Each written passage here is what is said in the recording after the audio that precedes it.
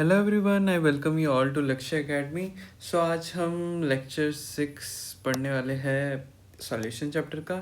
So let's begin with the line by line series. आज का जो हमारा लेक्चर है वो काफ़ी इंटरेस्टिंग और इम्पॉर्टेंट होने वाला है और इसमें हम डिस्कस करेंगे colligative property and determination of molar मास। ठीक है, तो ये कैसे करेंगे हम? सबसे पहले हमें एक क्वेश्चन आ रहा है कि कॉलिगेटिव प्रॉपर्टीज़ क्या होते हैं।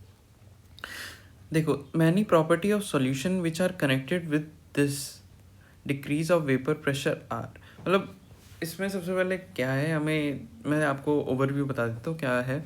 कि जो relative lowering of vapour pressure of solvent है, depression of freezing point of solvent है, और elevation of boiling point of solvent है, और ऑस्मोटिक प्रेशर ऑफ सॉल्यूशन है, इनको कॉलिगेटिव प्रॉपर्टीज़ कहते हैं। ठीक है, अब कॉलिगेटिव प्रॉपर्टीज़ की डेफिनेशन पढ़ लेते हैं। जितने भी प्रॉपर्टीज़ है, जो भी हमने प्रॉपर्टीज़ यहाँ डिस्कस की है ना, ये सब डिपेंड करते हैं नंबर ऑफ सॉल्यूट पार्टिकल्स पे, irrespective of their nature, relative to the total number of particles present in the solution. ठीक है, ये क्या कह रहा है? ये कह रहा है कि ऐसे प्रॉपर्टीज़, मतलब ऐसी प्रॉपर्टीज़ जो कि सिर्फ डिपेंड कर रहे हैं किस पे? सॉल्यूट के नंबर पे, ना कि उनके नेचर पे। ऐसा नहीं देख रहा है कि अगर कहीं नॉन पोलर सॉल्वेंट है, सॉल्यूट है, या पोलर सॉल्यूट है, ऐसा कुछ नहीं देख रहे, सिर्फ देख रहे हैं कि कितने अमाउंट में प्रेजेंट है। तो colligative properties are those properties in which number of solute, मतलब properties which depend on number of solute. For example, मतलब एग्जाम्पल के हमारे पास 4 ही है, हमें इस चैप्टर में इन 4 कॉलिगेटिव प्रॉपर्टीज से डील करना है। ठीक है, एक क्या हो गया? Relative lowering of vapour pressure of solvent, depression of freezing point of solvent, elevation of boiling point of solvent, osmotic pressure of solvent. ठीक है, इतना हमें क्लियर है। अब इन्हीं के वजह से क्या होता है कि डिक्रीज मतलब हमारा वेपर प्रेशर जो होता है डिक्रीज होता है, उसकी इफेक्ट की वजह से ये इफेक्ट हमें देखने को मिलते हैं कॉलिगेटिव प्रॉपर्टीज़ के। ठीक है, आगे पढ़ेंगे, क्लियर हो जाएगा। अब एक एक कॉलिगेटिव प्रॉपर्टीज़ को ना हम इंडिविजुअली पढ़ते हैं। Relative lowering of vapour pressure. ठीक है, relative lowering of vapour pressure क्या होता है कि Rawls established that the lowering of vapor pressure depends only on the concentration of the solute particles and it is independent of their identity। कह रहा है कि जो भी हमारा वेपर प्रेशर जो हमारा कम हुआ है ना, वो सिर्फ डिपेंड कर रहा है कंसंट्रेशन ऑफ सॉल्यूट पार्टिकल पे। मतलब क्या कह रहा है कि नंबर ऑफ सॉल्यूट पार्टिकल्स पे डिपेंड करता है, ना कि ऐसा कि मतलब हमने ले लिया है यहाँ पर दो कंटेनर्स ले लिए, ए और बी। ठीक है, ए में हमारा सॉल्वेंट सेम है, वाटर है, और बी में भी हमारा सॉल्वेंट क्या है? वाटर है। ठीक है, अब इसमें हमने क्या डाल दिया? हमने इसमें डाल दिया एक सॉल्यूट, अलग सा सॉल्यूट डाला है, कोई पोलर सॉल्यूट डाल दिया है, और इसमें हमने डाल दिया नॉन पोलर सॉल्यूट या कुछ और सॉल्यूट, मतलब ठीक है, कुछ अलग सा सॉल्यूट डाल दिया इसमें। तो क्या हो रहा है कि अब जो वेपर प्रेशर ऊपर कम होगा वो मतलब सेम अमाउंट में डाला है हमने ये सॉल्यूट। ठीक है, बट ये अलग अलग सॉल्यूट है दोनों। ठीक है, तो अब जो वेपर प्रेशर ऊपर चेंज होगा ना, कम होगा जो वेपर प्रेशर इनकी वजह से, क्या वो सेम होगा या अलग होगा? क्योंकि ये सॉल्यूट तो अलग अलग है बट इनका क्वांटिटी तो सेम है ना, तो जो वेपर प्रेशर का चेंज आएगा वो सेम आएगा। ठीक है, तो हम सबसे पहले ये फॉर्मूला याद कर लेंगे। इसमें क्या है कि delta P1 by P1 not, P1 के नॉट क्या है? ये इसका मतलब है vapour pressure of pure component, और जो P1 है ये है vapour pressure in the solution, vapour pressure of the component in the solution. ठीक है, तो ये क्या कह रहे हैं, ये कहना क्या चाहते हैं, सबसे पहले ये देख लेते हैं हम। ठीक है, ये कहना चाहते हैं कि जो relative lowering of vapour pressure है ना, देखो इसका ये मेन फार्मूला है, ये हमें याद रख लेना है। ठीक है, ये याद रख लोगे सब अपने आप डेराइव हो जाएगा। ठीक है, ये जितने भी फार्मूलेज है ये हो जाएगा। सबसे पहले हमें याद क्या रखना है कि relative lowering of vapour pressure को हम ऐसे डिस्क्राइब करते हैं कि प्योर जो vapour pressure of pure component minus vapour pressure of the component in the given solution by में प्योर जो हमारा कंपोनेंट का वेपर प्रेशर है, ठीक है, is equal to mole fraction of the solute. ये ठीक है, ये हमारे जितने भी क्वेश्चन आएंगे ना, ये सब इस पे न्यूमेरिकल्स पे ही आएंगे। ठीक है, तो ये हमें क्या बता रहे हैं? Relative lowering of vapour pressure is equal to mole fraction of the solute, जहाँ पर N2 क्या रिप्रेजेंट कर रहा है? N2 रिप्रेजेंट कर रहा है मोल्स ऑफ सॉल्यूट को, और N1 रिप्रेजेंट कर रहा है मोल्स ऑफ सॉल्वेंट को। ये तो वही है ना, मोल फ्रैक्शन ऑफ द सॉल्यूट को ही, ये मोल फ्रैक्शन ऑफ सॉल्यूट का फॉर्मूला है। ठीक है, ठीक है, अब हम कह रहे हैं कि अगर बहुत डाइल्यूट सॉल्यूशन हो गया तो उसमें क्या हो जाएगा? जो सॉल्यूट का जो मोल्स है ना, सॉरी, ये जो N1 है सॉल्वेंट का मोल है, ये जो सॉल्वेंट का मोल है ना ये बहुत ज़्यादा हो जाएगा तो सॉल्यूट का मोल कम हो जाएगा। तो अगर हम बहुत बड़ी वैल्यू में N2 की वैल्यू बहुत ज़्यादा होगी, मतलब जो हमारा मोल ऑफ सॉल्वेंट है वो बहुत ज़्यादा हो गया, लेट्स सपोज कि 1 लाख है, और अगर इसमें हम N1 ऐड करें, N1 जो हमारा 0.001 मोल है उसको ऐड करें, तो क्या 1 लाख की वैल्यू में कोई चेंज आएगा? नहीं आएगा ना, वो इक्वल टू 1 लाख ही रहेगा ऑलमोस्ट। तो इसीलिए जब हम N1 plus very dilute solution में क्या देखेंगे कि N1 में N2 ऐड करेंगे ना, तो वो it will be equal to N1 only, ठीक है, वही है। अब फर्दर हमने डाइल्यूट सॉल्यूशन में ये फार्मूला यूज़ करेंगे। बाकी नॉर्मल जब हमें दे रखे है कि सॉल्यूशन बहुत डाइल्यूट है या फिर मोल्स ऑफ जो हमारा सॉल्वेंट है वो बहुत ज़्यादा है, ठीक है, तब ये यूज़ करेंगे, वरना हम नॉर्मली ये यूज़ करेंगे, ये वाला, ठीक है। हाँ, तो इसमें W2 क्या है? W2 है मास ऑफ सॉल्यूट, M1 है molar mass of solvent, M2 है molar mass of solute, W1 क्या है हमारा? मास ऑफ सॉल्वेंट है, ठीक है। इतना क्लियर है? ये आ गया हमें समझ में। चलो अब आगे चलते हैं। आगे हम पढ़ेंगे एलिवेशन ऑफ बॉइलिंग पॉइंट। ये हमारा सेकंड कॉलिगेटिव प्रॉपर्टी। ये किस पे डिपेंड करेगा? ये भी चारों बाकी तीनों कॉलिगेटिव प्रॉपर्टीज़ की तरह ये डिपेंड करेगा किस पे? नंबर ऑफ सॉल्यूट पे डिपेंड करेगा, okay.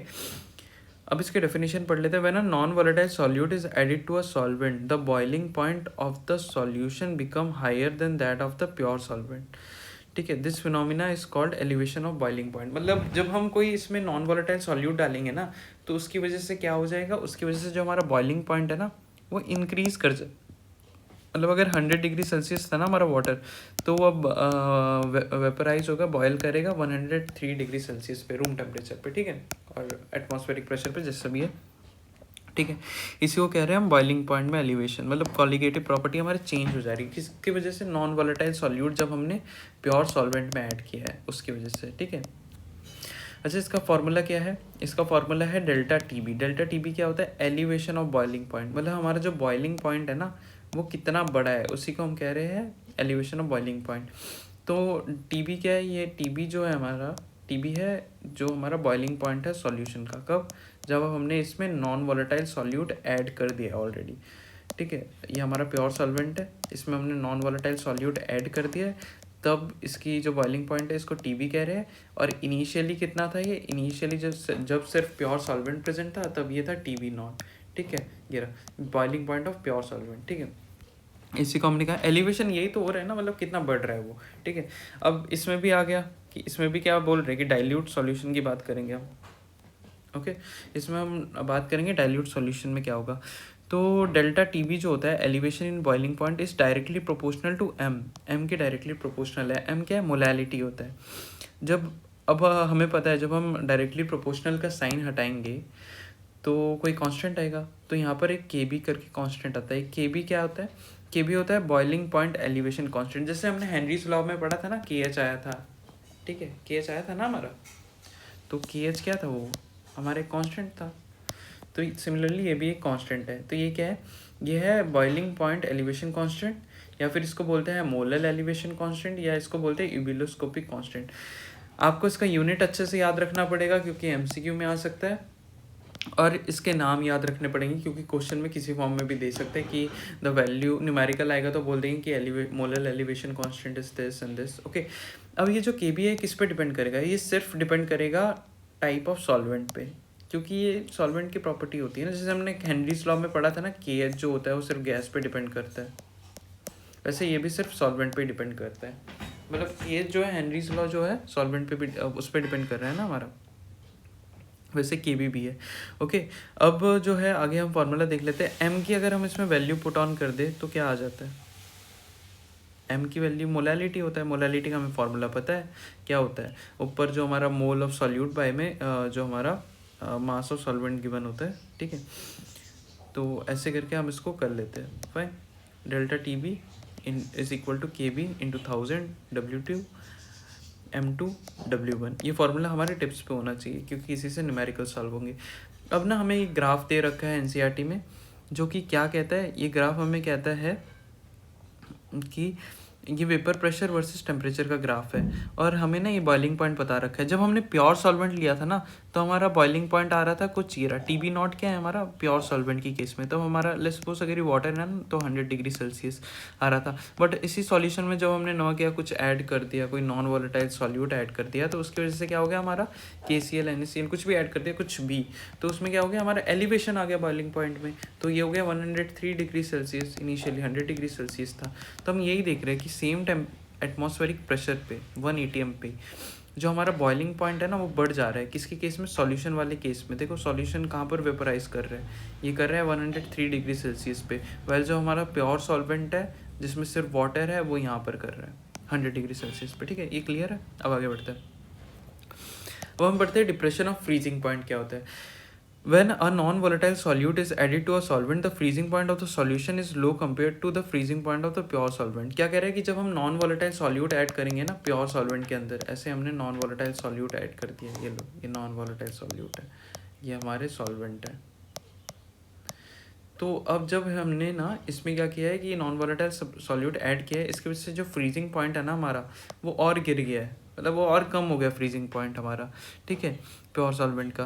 This phenomena is called depression of freezing point. Depression मतलब क्या है? फ्रीजिंग पॉइंट कम हो जा रहा है। इसमें क्या हो रहा है? ये दोनों सेम ही है, बट उसमें फ्रीजिंग पॉइंट की बात करते हैं, इसमें एलिवेशन की बात कर रहे हैं, मतलब बॉइलिंग पॉइंट की एलिवेशन की। कितना बॉइलिंग पॉइंट हमारा बढ़ रहा है, यहाँ पर बढ़ रहा है ना बॉइलिंग पॉइंट, ये रहा, ये रहा, देखो यही डेल्टा टीबी क्या हो गया हमारा एलिवेशन है। कितना? टीबी में से माइनस कर दो टीबी नॉट, ये आ गया हमारा डेल्टा टीबी।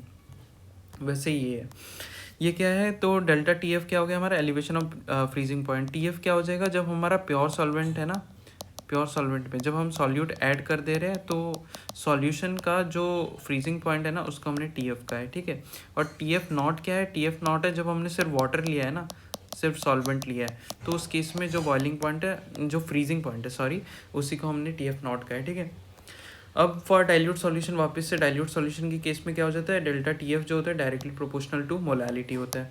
ठीक है, अब जब हम इसमें प्रोपोर्शनलिटी का सिंबल हटता है जस्ट लाइक दैट, जो हमने देखा बॉइलिंग पॉइंट वाले में, यहाँ आ रहा था हमारा क्या? कौन सा कांस्टेंट? एबिलोस्कोपिक कांस्टेंट आ रहा था। तो हमारे यहाँ पर कौन सा कांस्टेंट आता है? Freezing point depression constant, molar depression constant, cryoscopic constant आता है। इसकी यूनिट भी सेम ही होगी, जिस जैसी उसकी होगी इसकी भी वैसी होगी। ठीक है, तो इतना हमें क्लियर है, फाइन। अब एक कन्फ्यूजन हो सकता है कि सर वहाँ पर भी तो मोलल करके लिखा होता है, बट यहाँ पर मोलल डिप्रेशन कांस्टेंट है। ये देखो यहाँ पर क्या है? मोलल एलिवेशन, यहाँ पर एलिवेशन हो रहा है ना बॉइलिंग पॉइंट का, यहाँ डिप्रेशन हो रहा है। मैं दिखाता हूँ कैसे डिप्रेशन हो रहा है। देखो मैं एग्जांपल देके बताता हूँ।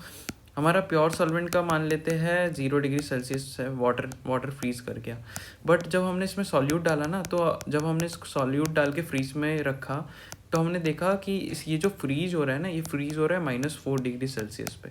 ठीक है, मतलब -4 डिग्री सेल्सियस पे फ्रीज हो रहा है, मतलब -3 डिग्री सेल्सियस पे देखेंगे तो तब भी ये लिक्विड फेज में ही रहेगा। ठीक है, बट अगर इसको -3 डिग्री सेल्सियस पे देखेंगे तब तो ये सॉलिड हो जाएगा, क्योंकि इसका जो 0 डिग्री सेल्सियस है उसी में फ्रीज हो जा रहा है प्योर सॉल्वेंट हमारा।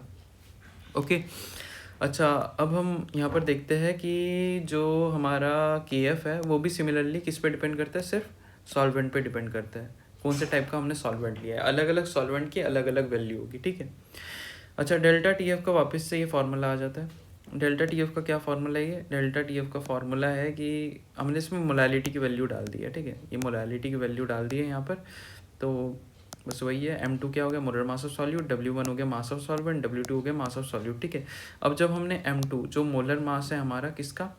सॉल्यूट का उस साइड दिया और डेल्टा TF को इस साइड लिया, तो ये फॉर्मूला आ गया। ये सिर्फ क्वेश्चन सॉल्व करने के लिए डेरिवेशन, हमें मेन ये याद रखना है। ठीक है, अब फटाफट हम इसमें ग्राफ देख लेते हैं। ग्राफ क्या कह रहा है कि जो हमारा सॉल्वेंट है ना, जब हमने लिक्विड सॉल्वेंट लिया, लिक्विड सॉल्वेंट को जब हमने फ्रीज़ किया, फ्रीज़ क्या हो रहा है? हम पीछे ही तो लेंगे ना। जब हम टेम्परेचर कम करते हैं, जब हम टेम्परेचर डिक्रीज़ करते हैं तभी तो फ्रीज़ होता है ना।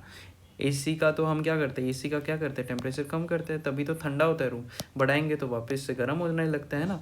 तो जब हम प्योर लिक्विड सॉल्वेंट लेते हैं ना तो फ्रीज़ करते हैं, लेट्स सपोज वाटर के एग्जांपल लेके 0 डिग्री सेल्सियस पे करते हैं।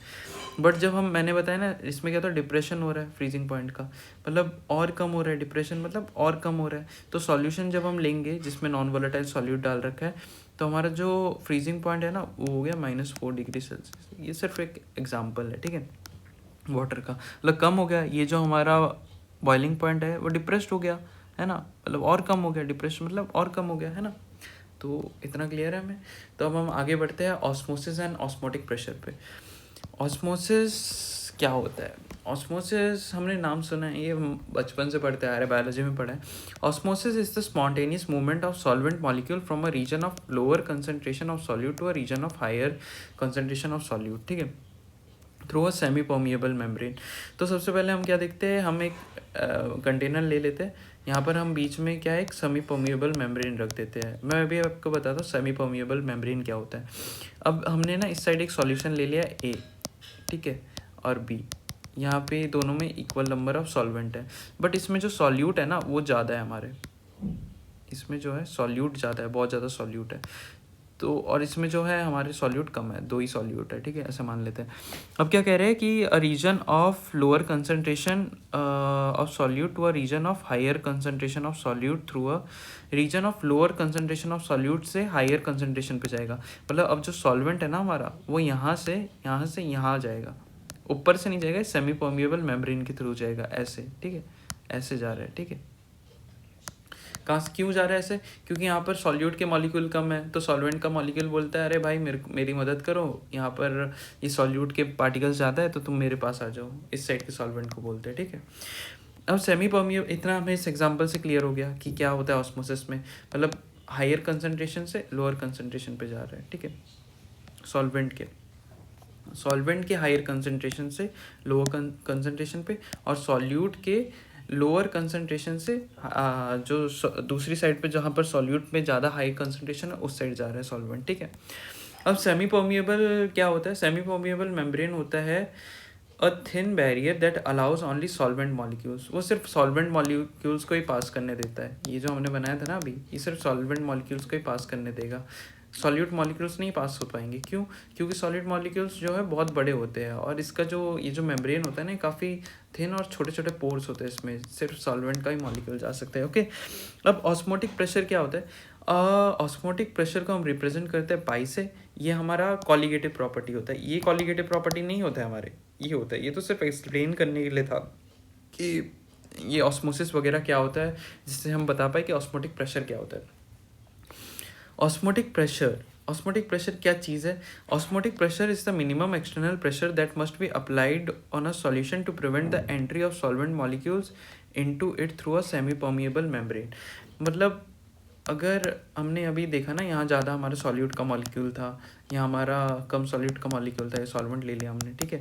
तो अब यहाँ से यहाँ पानी आ रहा है क्योंकि यहाँ पर सॉल्यूट के मॉलिक्यूल्स कम है, ए वाले में, ए में सॉल्यूट के मॉलिक्यूल ज़्यादा है और बी वाले में सॉल्यूट के मॉलिक्यूल्स कम है, तो सॉल्वेंट जो है इस डायरेक्शन में आ रहा है ना, यहाँ आ रहा है सॉल्वेंट का मॉलिक्यूल हमारा। तो अब इसी को रोकने के लिए हम जो प्रेशर लगाएंगे ना, लेट्स सपोज कि हमने यहाँ पर एफ प्रेशर लगा दिया, इस पर हम एफ प्रेशर लगा रहे हैं, फोर्स लगा रहे हैं इसको रोकने के लिए कि नहीं भाई तू पानी इस साइड नहीं आएगा, तो उसी साइड रहेगा, चाहे यहाँ पर कम सॉल्यूट क्यों ना हो। इसी को हम ऑस्मोटिक प्रेशर कह रहे हैं। मतलब this pressure that just stops the flow of solvent is called the osmotic pressure. ये प्रेशर जो कि रोक दे रहा है इस पानी को इस साइड आने से, बी से ए की तरफ आने से, उसी को हम क्या कह रहे हैं? ऑस्मोटिक प्रेशर कह रहे हैं, ठीक है। इतना क्लियर है? इसको हम कैसे रिप्रेजेंट करते हैं? Pi is equal to C R T, ये फॉर्मूला है। जो हमारा ऑस्मोटिक प्रेशर है ना, ऑस्मोटिक प्रेशर हमारा डायरेक्टली प्रोपोर्शनल है कंसंट्रेशन के, डायरेक्टली प्रोपोर्शनल है टी के, टी क्या है हमारा? गिवन टेम्परेचर के, ओके। तो जब हम प्रोपोर्शनलिटी हमारा हटता है तो हमारा कांस्टेंट क्या आ जाता है? आर, आर जो होता है गैस कांस्टेंट होता है, ठीक है। आर और सी क्या है हमारा? कंसंट्रेशन ऑफ सॉल्यूशन है, टी हमारा गिवन टेम्परेचर है।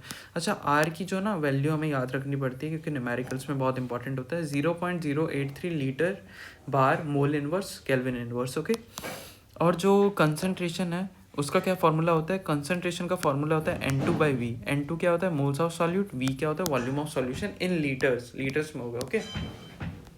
चलो अब आगे जो है, अब जब हम इसको मोल्स, ये कंसंट्रेशन पे, यहाँ जो कंसंट्रेशन है इस पे N2 और V की वैल्यू डाल देते हैं, तो और N2 की जगह हम मोल्स की फार्मूला लगा देते हैं कि mass, given mass of solute by में मोलर मास ऑफ सॉल्यूट, ठीक है, ये डाल देते हैं तो हमारा ये फार्मूला आ जाता है। और V जो है v जो है इस साइड चला गया ना यहाँ से, ठीक है। मैं आपको बताता हूँ कैसे किया हमने। Pi is equal to C R T है, सी को हमने क्या कर दिया N2 बाई वी कर दिया आर टी।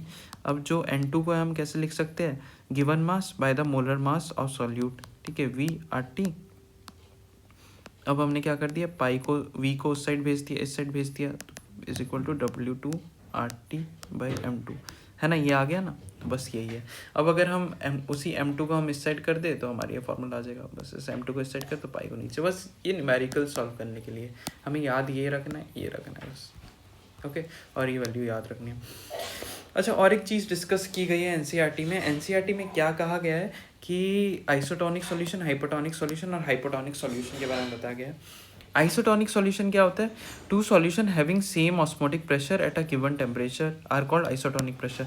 मतलब हम फिर से ए और बी कंटेनर लेते हैं, इन दोनों में ना सेम सॉल्यूट है, ठीक है, ये सॉल्वेंट हो गया, ये हमारा सेम सॉल्यूट है दोनों में, यहाँ पे 4 है, यहाँ पर भी 4 मॉलिक्यूल है सॉल्यूट के। तो अब दोनों का सेम है तो दोनों का ऑस्मोटिक प्रेशर भी सेम हो जाएगा, मतलब नल हो जाएगा, आइसोटोनिक सॉल्यूशन है, कोई नेट मूवमेंट नहीं होगी, no net movement of solvent, cell remains normal, okay.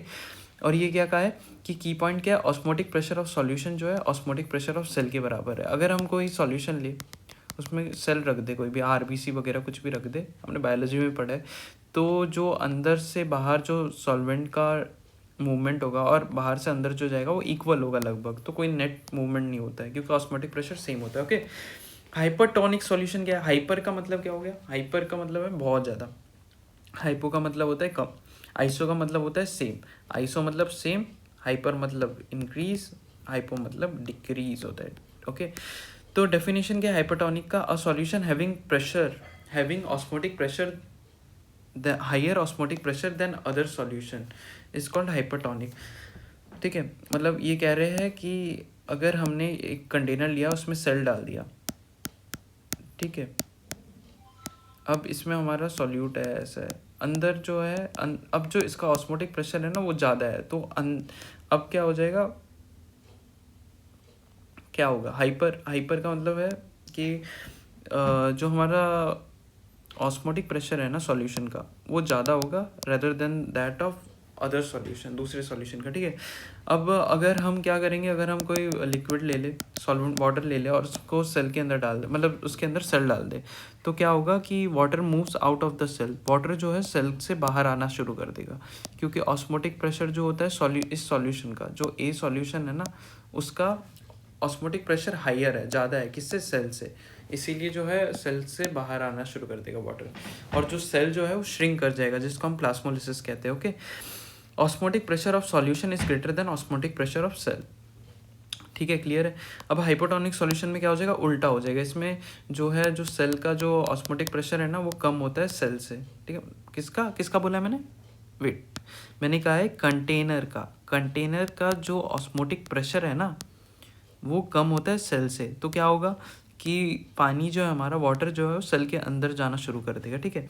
Water moves into the cell swells and may burst. ये हमारा बोर्ड्स में आ सकता है कि डिफरेंस बता दो, एग्जांपल दे दो, तो हमें क्या बताना है, डेफिनेशन लिखनी है, इफेक्ट क्या होगा, सेल वाले एग्जांपल देंगे, और की पॉइंट क्या क्या है कि ऑस्मोटिक प्रेशर क्या हो जाता है हाइपोटोनिक में, ऑस्मोटिक प्रेशर सॉल्यूशन का जो होता है कम होता है ऑस्मोटिक प्रेशर ऑफ सेल में, सेल से, इसीलिए जो पानी जो है अंदर चला जाता है, सेल के अंदर चला जाता है, क्योंकि इसका ऑस्मोटिक प्रेशर कम होता है, वो अंदर पानी ले लेता है, बस इतना ही है। अच्छा, अब एक ना रिवर्स ऑस्मोसिस करके चीज़ है, तो अच्छा रिवर्स ऑस्मोसिस से एक चीज़ मैं बताना चाहूँगा, हमने सुना है हमारे घर में आरओ होता है, तो आरओ का फंक्शन क्या होता है, यही होता है, रिवर्स ऑस्मोसिस ही होता है। देखो यहाँ पर एग्जांपल भी दे रखा है, रिवर्स ऑस्मोसिस का एग्जांपल क्या है, desalination of sea water. Desalination क्या होता है, मतलब जो सी वाटर है हमारा उसमें से हम सॉल्ट के मॉलिक्यूल्स अलग कर देंगे, सॉल्ट के मॉलिक्यूल अलग कर दो और हमारा पीने वाला पानी अलग कर दो, ठीक है, इसी को हम डीसैलिनेशन कहते हैं, ठीक है। The direction of osmosis can be reversed if a pressure larger than the osmotic pressure is applied to the solution side. क्या कह रहे हैं कि ये हमारा सेमी परमिएबल मेम्ब्रेन है, यहाँ पर हमारे 6 मॉलिक्यूल है सॉल्यूट के और यहाँ हमारा सॉल्वेंट भी है, ठीक है। यहाँ पर हमारा 2 मॉलिक्यूल ऑफ सॉल्वेंट, ठीक है। नेचुरली तो क्या होना चाहिए, यहाँ पर ज़्यादा सॉल्यूट के मॉलिक्यूल्स है इसलिए वाटर इस साइड जाएगा, बट अगर हम इसमें प्रेशर अप्लाई करें, इस साइड सॉल्यूशन ए में प्रेशर अप्लाई करें जिससे यहाँ से सॉल्वेंट इस साइड जाना शुरू कर दे, नेचुरली तो नहीं होगा, नेचुरली तो ए बी से ए की तरफ आएगा, बट हम कहाँ से भेज रहे हैं, ए से बी की तरफ भेज रहे हैं, तो हम रिवर्स ऑस्मोसिस कर रहे हैं ना, मतलब हम प्रेशर अप्लाई कर रहे हैं। तो वही है कि direction osmosis can be reverse if pressure larger then osmotic pressure, जो ऑस्मोटिक प्रेशर है उससे ज़्यादा हम प्रेशर अप्लाई कर रहे हैं, जिससे मतलब उल्टा हो जा रहा है हमारा osmosis. That is now the pure solvent flows out of the solution through the semi permeable membrane. ठीक है, वही जो मैंने बताया उसी चीज़ को डिस्क्राइब किया। ओके, अब आ जाओ फटाफट एनसीईआरटी में। एनसीईआरटी में क्या बोला है कि कॉलिगेटिव प्रॉपर्टीज़ क्या होता है, all this properties depend on the, वही मेरी वाली चीज़ें बता रखी है कि जो कॉलिगेटिव प्रॉपर्टीज़ होती है, relative lowering of vapour pressure, depression of freezing point solvent का, elevation of boiling point solvent का, ऑस्मोटिक प्रेशर सॉल्वेंट का, वो सब क्या है, वो डिपेंड करता है सिर्फ नंबर ऑफ सॉल्यूट पे, ना कि नेचर ऑफ सॉल्यूट पे करेगा। ठीक है, इतना क्लियर है। अब relative lowering of vapour pressure, देखो ये सिर्फ फार्मूला है, इसी फार्मूले पे ही पूरा गेम चलेगा, हमें फार्मूला याद रखना है। ठीक है, और यहाँ पर वही सेम चीज़ बता रखी है, अगर डाइल्यूट हो जाए, डाइल्यूट वाले केस में क्या हो जाएगा, डाइल्यूट वाले केस में मैंने अभी आपको बताया क्या हो जाएगा। डाइल्यूट वाले मैंने अच्छे से समझा दिया आपको। डाइल्यूट वाले केस में क्या हो जाएगा कि वही 1 लाख वाला एग्जांपल है, 1 लाख में अगर हम थोड़ा थोड़ा 001 ऐड करेंगे तब भी वो 1 लाख ही रहेगा। तो जो हम मोल्स ऑफ सॉल्वेंट है उसमें अगर हम मिनी मोल्स ऑफ सॉल्यूट डालेंगे तब कोई ज़्यादा फर्क नहीं पड़ेगा, N1 का N1 ही रहेगा बस। ठीक है, सो हम कंटिन्यू करते हैं elevation of boiling point. Elevation of boiling point वही है, हमने बताया कि बॉइलिंग पॉइंट जो हमारा बढ़ जा रहा है, क्यों, जब हम प्योर सॉल्वेंट में सॉल्यूट डालेंगे तो उसकी वजह से हमारा बॉइलिंग पॉइंट बढ़ जा रहा है। वही चीज़ मैं बता रहा कि आप सिंपल सी रीडिंग ले सकते हो, आपकी मर्ज़ी है। बाकी मैंने पूरा कवर किया है इसको नोट्स में अपने, और हमारा एक ग्राफ भी है, ग्राफ भी दे रखे है। ओके, अच्छा, और ये फार्मूला मैंने बताया आपको कि डेल्टा टी बी क्या है, एलिवेशन ऑफ बॉइलिंग पॉइंट हो जा रहा है। और डाइल्यूट सॉल्यूशन में क्या होता है, delta T B is directly proportional to M, फिर डायरेक्टली प्रोपोर्शनल का सिंबल हटेगा तो इक्वल टू के बी आ जाता है हमारा। के बी क्या होता है, एबिलोस्कोपिक कांस्टेंट कहते हैं, मोलर एलिवेशन कांस्टेंट। ठीक है, ओके, और यहाँ पर ये हमारा फार्मूला है क्वेश्चन को सॉल्व करने के लिए। ओके, बहुत बढ़िया। अब चलो ये एग्जांपल देख लेते हैं। 18 ग्राम ऑफ ग्लूकोज, ठीक है, is dissolve in 1 kg of water in a sauce pan, at what temperature will water boil at 1.013 bar. ठीक है, के बी कितनी दी रखी है हमें वाटर की, 0.52 केल्विन kg पर मोल। ठीक है, मोल ऑफ ग्लूकोज कितना आ गया, हमें क्या निकालना है, क्वेश्चन में समझे क्या निकालना है, कह रहा है at what temperature will water boil at 1.013 bar, मतलब 1 atm पे ही कितने पे वाटर अब बॉयल करेगा। नॉर्मली तो कितने पे करता है, 100 डिग्री सेल्सियस, बट हमने क्या डाला है, 18 ग्राम ऑफ ग्लूकोज भी तो डाला है 1 kg ऑफ वाटर में। तो यहाँ पर हम सिंपली एक फार्मूला लगाएंगे, ये delta T B is equal to K B into M, ये फार्मूला डाल के सॉल्व कर लेंगे। ठीक है, ये हमारे पास एलिवेशन आ गया, और नॉर्मली हमारा कितना होता है बॉइलिंग पॉइंट 373.15 केल्विन, इसमें हम ऐड कर देंगे 0.02 केल्विन, मतलब कितना इंक्रीज़ हुआ है, उससे हमारा क्या आ जाएगा कि सॉल्यूशन का बॉइलिंग पॉइंट आ जाएगा। ठीक है, कौन सा फार्मूला लगाएंगे ये बता देता हूँ आपको, रुको यहाँ से गायब हो जा रहा है, मैं आपको यहाँ दिखाता हूँ। हाँ, ये रहा, ये है वो फार्मूला 373, मतलब 373 नॉर्मली होता है, इसको यहाँ पर 0.052 आ गया, इसको इस साइड भेजेंगे, ये ऐड हो जाएगा और आ जाएगा कितना एलिवेशन हुआ है पता चल जाएगा। ओके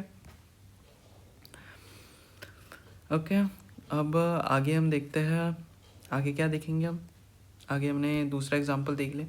दूसरा एग्जांपल भी सेम इसी टाइप का है, ये आप खुद ट्राई करो, आपको खुद समझ आ जाएगा। बस कौन सा फार्मूला लगाना है, इस वाले में एक ही फार्मूला लगाना है। एक्चुअली इसमें कुछ बताने लायक नहीं है, मैं क्या बताऊंगा इसमें, सिंपली आपको फार्मूला बता सकता हूँ मैं कि ये फार्मूला लगाओ और वैल्यूज़ डालो और सॉल्व करो, बस इससे हो जाएगा। नहीं हुए तो आप मेरे को कमेंट सेक्शन में पूछिए, मैं आपको अच्छे से एक्सप्लेन करके दोबारा एक वीडियो बना सकता हूँ इसके लिए। ओके, अब डिप्रेशन ऑफ फ्रीजिंग पॉइंट है। डिप्रेशन ऑफ फ्रीजिंग पॉइंट क्या हो जाता है, मतलब हमारा जो फ्रीजिंग पॉइंट है कितना कम हो गया, ये रहा, ये जो मैंने ग्राफ में बताया था कितना कम हो गया हमारा फ्रीजिंग पॉइंट, है ना। अगर 0 डिग्री सेल्सियस पे, मतलब 273 डिग्री केल्विन पे, मतलब केल्विन पे कर रहा था, तो अब कितने पे करेगा, वो और कम हो जाएगा, 271 पे हो जाएगा। ठीक है, मतलब फ्रीज होगा जब भी हम नॉन वोलेटाइल सॉल्यूट डालेंगे। ठीक है, यहाँ पर ये फार्मूला वगैरह हमारे वही सेम फार्मूला है, ठीक है ना, M2 जो हमने डेल्टा टी एफ वाला बताया, और ये रहा delta T F is equal to K F by M. K F क्या होता है हमारा, कौन सा कांस्टेंट होता है, क्रायोस्कोपिक कांस्टेंट होता है, ठीक है। और एक चीज़ ना इंपॉर्टेंट दे रखी है एनसीईआरटी में, ये इंपॉर्टेंट है, एमसीक्यू में आ सकता है, वैसे न्यूमेरिकल आने की इसके मतलब 0.0001% चांस है, ठीक है, कोई न्यूमेरिकल नहीं आएगा। जो हमारा ये जो क्या कांस्टेंट है हमारा, ये जो क्रायोस्कोपिक कांस्टेंट है ना, इसका रिलेशन बता रखा है ये किसके साथ, एंथैल्पी ऑफ फ्यूजन के साथ, ठीक है।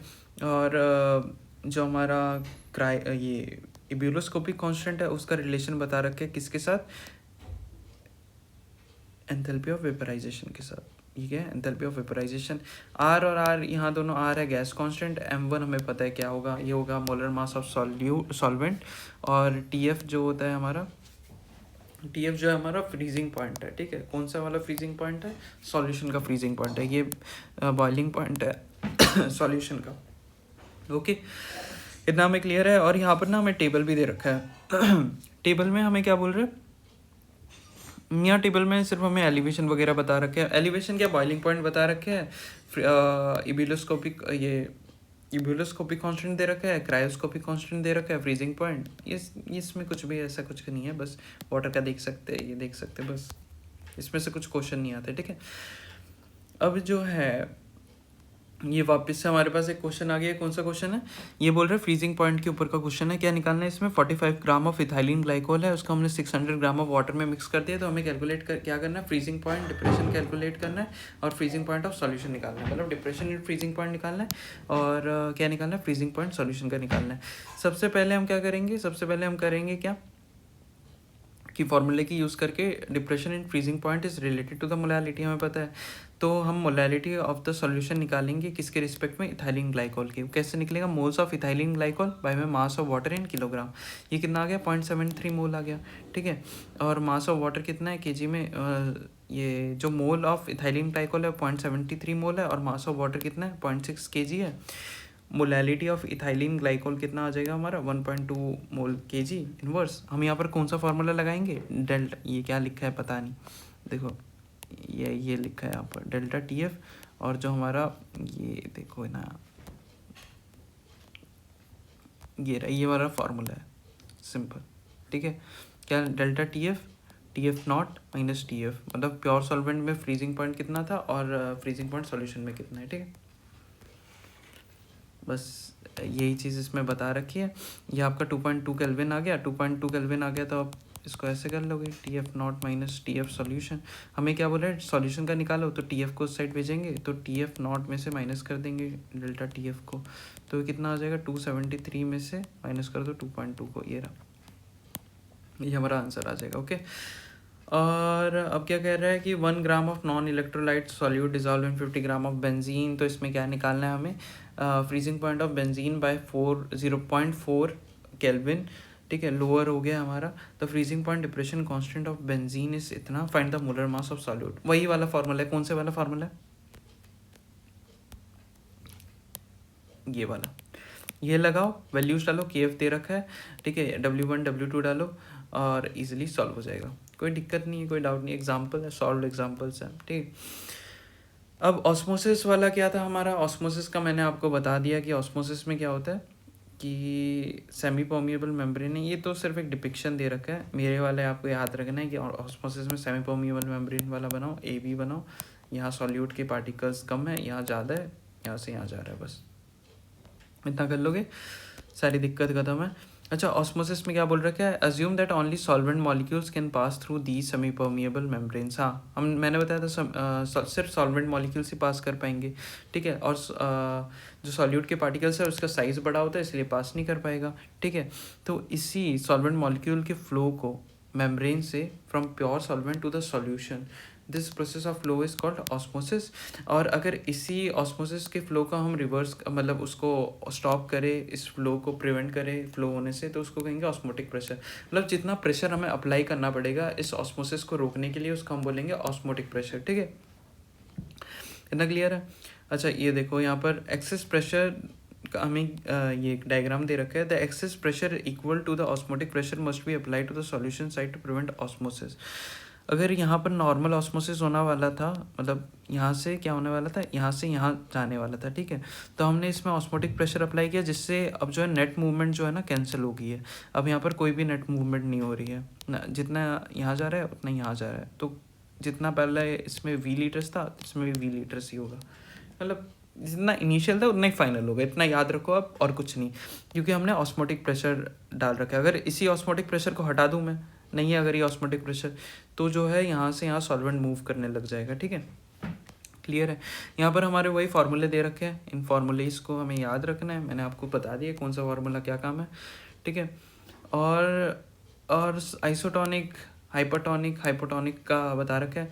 और एक चीज़ जो है 0.9% याद रखना, जो आरबीसी या सेल होता है ना, उसका 0.9% क्या होता है, mass by volume NaCl solution में उसको रखते हैं, मतलब उसका ऑस्मोटिक प्रेशर जो है आरबीसी का वो बराबर हो जाता है। अगर हम 0.9% NaCl सॉल्यूशन में रखें तो आइसोटोनिक सॉल्यूशन हो जाता है। अगर इससे ज़्यादा पे रखेंगे तो हाइपोटोनिक, हाइपोटोनिक वो सारे केसेस आ जाते हैं, ज़्यादा कम में, ओके। यहाँ पर क्या निकालने को कहा है हमें, calculate the molar mass of the protein. हमें क्या दे रखा है यहाँ पर, हमें इसमें क्या क्या दे रखा है वो देखना इंपॉर्टेंट है। हमें वॉल्यूम दे रखा है, ठीक है, volume of aqueous solution 1.26 gram protein का दे रखा है हमें, ठीक है। ऑस्मोटिक प्रेशर हमें बताना, ऑस्मोटिक प्रेशर क्या, मोलर मास निकालना, ऑस्मोटिक प्रेशर हमें दे रखा है। कौन सा फार्मूला लगेगा इसमें, ये रहा, ये वाला। हमें ये याद रखना, मैं ये देखो मेरे नोट्स में दिखाता हूँ आपको, ये रहा, ये मेरे नोट्स में यहाँ पर हमने साफ बता रखा है कि ये फॉर्मूला है, इसको आपको याद रखना है, फिर यहाँ से बाकी डिराइव हो जाते हैं। बाकी जल्दी देखो सॉल्व करना है तो इनको याद रखना ही पड़ेगा आपको। अब ये वाला फॉर्मूला जो है ना, आपको उस क्वेश्चन में अप्लाई करना है। सिर्फ आपको देखना है आपको गिवन क्या है, आपको कैसे भी अगर क्वेश्चन सॉल्व करना है ना, आपको सिर्फ देखना है कि हमें गिवन क्या है क्वेश्चन में। जो चीज़ें गिवन है बस फॉर्मूला में डालो और आंसर आपका सामने, बस ईजी, कोई दिक्कत नहीं। अब रिवर्स ऑस्मोसिस वाला हो गया, इसमें क्या कह रहा है, direction of osmosis can be reversed if a pressure larger than the osmotic pressure is applied to the solution side. वही है रिवर्स ऑस्मोसिस, मतलब ऑस्मोसिस जो हो रहा है ना, अगर देखो यहाँ से यहाँ जा रहा था अगर, तो अगर हम इसमें प्रेशर अप्लाई कर रहे हैं ना, ये देखो प्रेशर अप्लाई कर रहे हैं, इस डायग्राम में देखो ना कितना बढ़िया डायग्राम है। ये सॉल्ट वाटर, ये फ्रेश वाटर है। हम नेचुरली क्या होना चाहिए था, यहाँ से यहाँ जाना चाहिए था, ऑस्मोसिस होना चाहिए था, क्योंकि ये सॉल्ट वाटर है, यहाँ सॉल्यूट है, यहाँ सॉल्वेंट ज़्यादा है, तो यहाँ से यहाँ जाना चाहिए था।